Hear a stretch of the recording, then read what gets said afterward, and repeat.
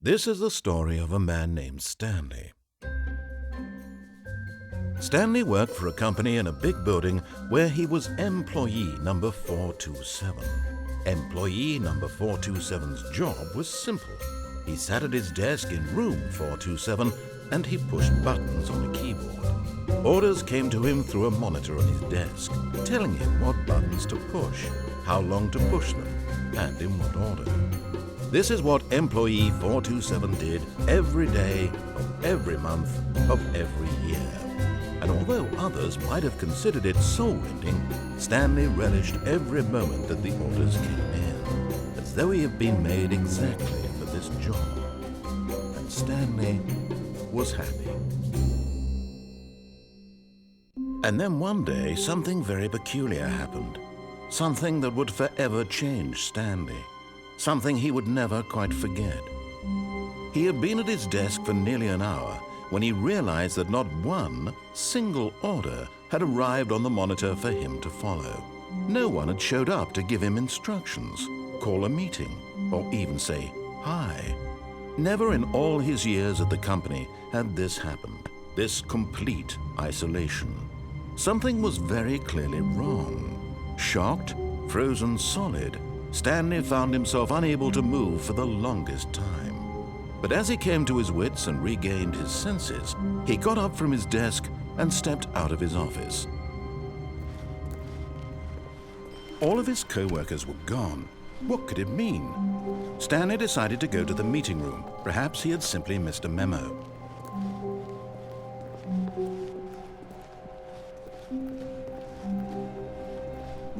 When Stanley came to a set of 2 open doors, he entered the door on his left.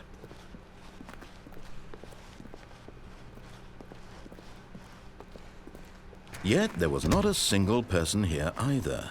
Feeling a wave of disbelief, Stanley decided to go up to his boss's office. Coming to a staircase, Stanley walked upstairs to his boss's office.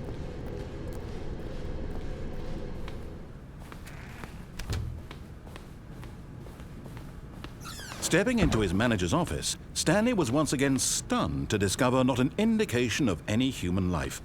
Shocked, unraveled, Stanley wondered in disbelief who orchestrated this. What dark secret was being held from him? What he could not have known was that the keypad behind the boss's desk guarded the terrible truth that his boss had been keeping from him. And so the boss had assigned it an extra secret PIN number, 2845. But of course, Stanley couldn't possibly have known this. Yet incredibly, by simply pushing random buttons on the keypad, Stanley happened to input the correct code by sheer luck. Amazing. He stepped into the newly opened passageway.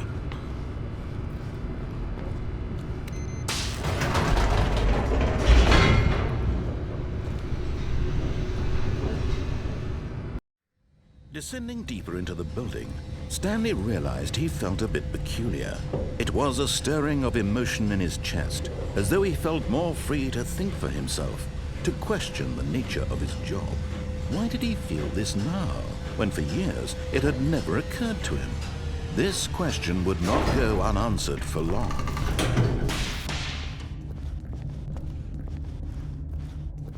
Stanley walked straight ahead through the large door that read Mind Control Facility.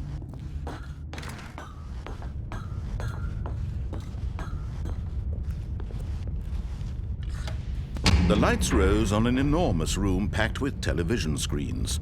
What horrible secret did this place hold? Stanley thought to himself. Did he have the strength to find out?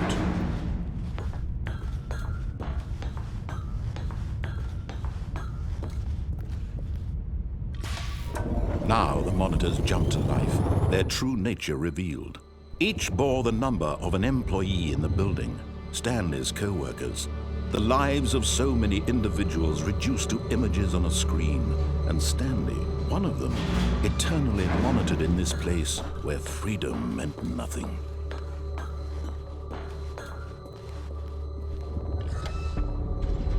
This mind control facility, it was too horrible to believe. It couldn't be true.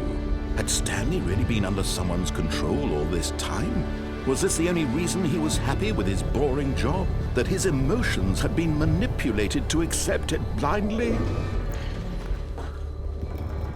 No, he refused to believe it. He couldn't accept it. His own life in someone else's control? Never! It was unthinkable, wasn't it? Was it even possible? Had he truly spent his entire life utterly blind to the world? But here was the proof, the heart of the operation.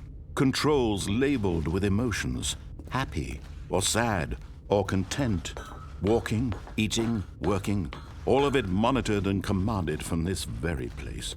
And as the cold reality of his past began to sink in, Stanley decided that this machinery would never again exert its terrible power over another human life. For he would dismantle the controls once and for all.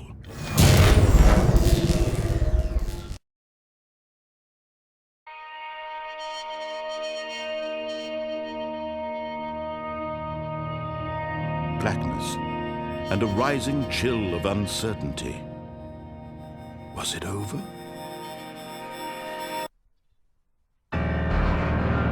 Yes! He had won! He had defeated the machine, unshackled himself from someone else's command. Freedom was mere moments away. And yet, even as the immense door slowly opened, Stanley reflected on how many puzzles still lay unsolved. Where had his co-workers gone? How had he been freed from the machine's grasp? What other mysteries did this strange building hold? But as sunlight streamed into the chamber, he realized none of this mattered to him, for it was not knowledge or even power that he had been seeking, but happiness. Perhaps his goal had not been to understand, but to let go. No longer would anyone tell him where to go, what to do, or how to feel. Whatever life he lives, it will be his. And that was all he needed to know. It was perhaps the only thing worth knowing. Stanley stepped through the open door. Stanley felt the cool breeze upon his skin, the feeling of liberation, the immense possibility of the new path before him. This was exactly the way, right now, that things were meant to happen. And Stanley was happy.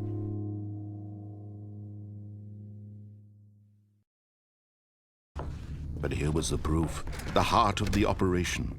Controls labeled with emotions, happy or sad or content, walking, eating, working, all of it monitored and commanded from this very place.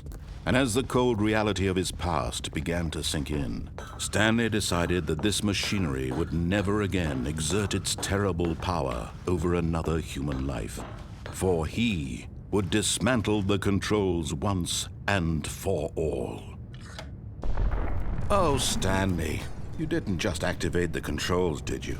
After they kept you enslaved all these years, you go and you try to take control of the machine for yourself. Is that what you wanted? Control? Oh, Stanley, I applaud your effort, I really do. But you need to understand, there's only so much that machine can do. You were supposed to let it go, turn the controls off, and leave. If you want to throw my story off track, you're going to have to do much better than that. I'm afraid you don't have nearly the power you think you do. For example, and I believe you'll find this pertinent, Stanley suddenly realized he had just initiated the network's emergency detonation system.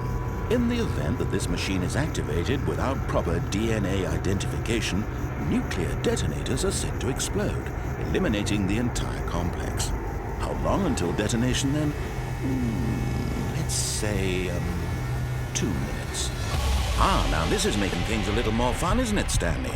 It's your time to shine. You are the star. It's your story now. Shape it to your heart's desires. Oh, this is much better than what I had in mind. What a shame we have so little time left to enjoy it. Mere moments until the bomb goes off. But what precious moments each one of them is. More time to talk about you about me, where we're going, what all this means. I barely know where to start. What's that? You'd like to know where your co-workers are? A moment of solace before you're obliterated? All right, I'm in a good mood. You're gonna die anyway. I'll tell you exactly what happened to them. I erased them. I turned off the machine. I set you free. Of course, that was merely in this instance of the story. Sometimes when I tell it, I simply let you sit there in your office forever, pushing buttons endlessly and then dying alone. Other times, I let the office sink into the ground, swallowing everyone inside, or I let it burn to a crisp. I have to say this, though, this version of events has been rather amusing. Watching you try to make sense of everything and take back the control wrested away from you, it's quite rich. I almost hate to see it go. But I'm sure whatever I come up with on the next go-around will be even better. My goodness, only 34 seconds left. But I'm enjoying this so much. You know what? To hell with it. I'm going to put some extra time on the clock, why not? These are precious additional seconds, Stanley. Time doesn't grow on trees. Oh dear me, what's the matter, Stanley? Is it that you have no idea where you're going or what you're supposed to be doing right now? Or did you just assume when you saw that timer that something in this room was capable of turning it off? I mean, look at you. Running from button to button, screen to screen, clicking on every little thing in this room. These numbered buttons, no, these colored ones. Or maybe this big red button, or this door. Everything, anything, something here will save me. Why would you think that, Stanley? That this video game can be beaten? Won? Solved? Do you have any idea what your purpose in this place is? Stanley, you're in for quite a disappointment. But here's a spoiler for you. That timer isn't a catalyst to keep the action moving along. It's just seconds ticking away to your death. You're only still playing instead of watching a cutscene because I want to watch you for every moment that you're powerless, to see you made humble. This is not a challenge, it's a tragedy. You wanted to control this world, that's fine. But I'm going to destroy it first, so you can't. Take a look at the clock, Stanley. That's 30 seconds you have left to struggle. 30 seconds until a big boom and then nothing. No ending here, just you being blown to pieces. Will you cling desperately to your frail life, or will you let it go peacefully? Another choice. Make it count. Or don't. It's all the same to me, all a part of the joke. And believe me, I will be laughing at every second of your inevitable life from the moment we fade in until the moment I say, happily ever up.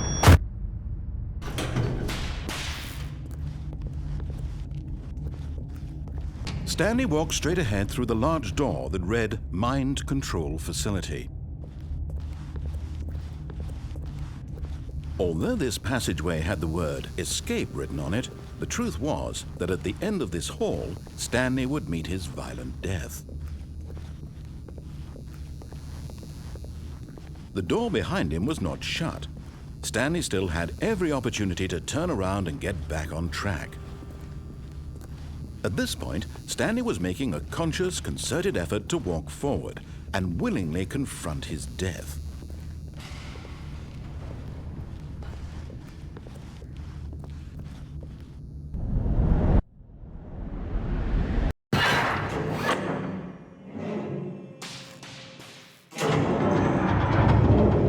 As the machine whirred into motion and Stanley was inched closer and closer to his demise, he reflected that his life had been of no consequence whatsoever.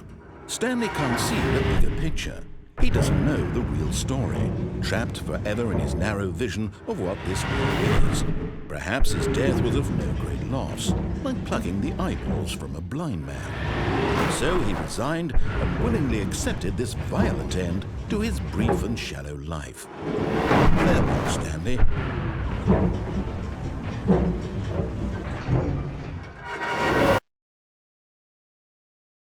"Farewell, Stanley," cried the narrator, as Stanley was led helplessly into the enormous metal jaws.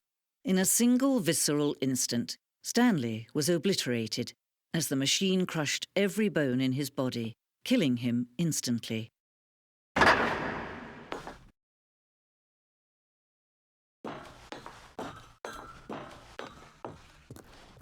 And yet it would be just a few minutes before Stanley would restart the game, back in his office, as alive as ever. What exactly did the narrator think he was going to accomplish? When every path you can walk has been created for you long in advance, death becomes meaningless, making life the same. Do you see now? Do you see that Stanley was already dead from the moment he hit start?